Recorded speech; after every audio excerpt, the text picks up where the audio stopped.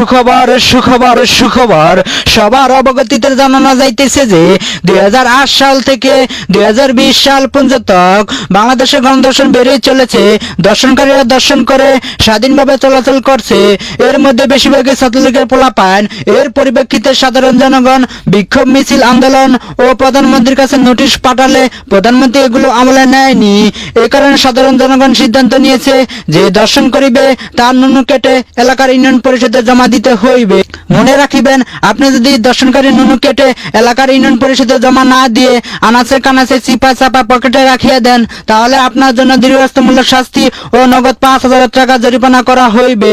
মনে রাখবেন, দর্শনকারী নুনু রাষ্ট্রীয় সম্পদ, সুতরাং রাষ্ট্রীয় সম্পদ রাষ্ট্রের কাছে পৌঁছে দিন। তারই সাথে সাথে জানানো যাইতেছে যে যারা দর্শন করিবে তাদের জন্য নতুন একটি সুখবর। সুখবর হলো, যারা দর্শন করিবে তাদের জন্য একটি নতুন চিড়িয়াখানা খোলা হবে।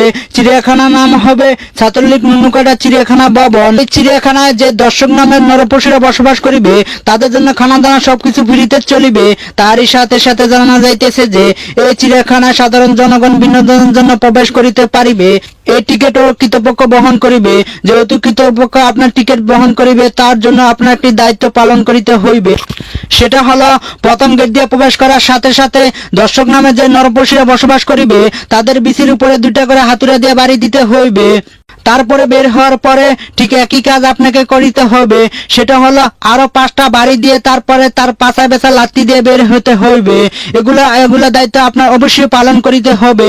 যদি এই দায়িত্বগুলো আপনি পালন না করেন তাহলে আপনার জরিমানা করা হইবে। তারই সাথে সাথে এলাকার মা বোনদের উদ্দেশ্য করে এলাকার মুরব্বী চাচারা বলিয়া গিয়েছেন, ভয়কে জয় করে সামনের দিকে এগিয়ে চলিতে, এমনকি যারা দর্শন করার চেষ্টা করিবে তাদের নুনু কেটে এলাকার ইউনিয়ন পরিষদে অবশ্যই জমা দিতে হইবে।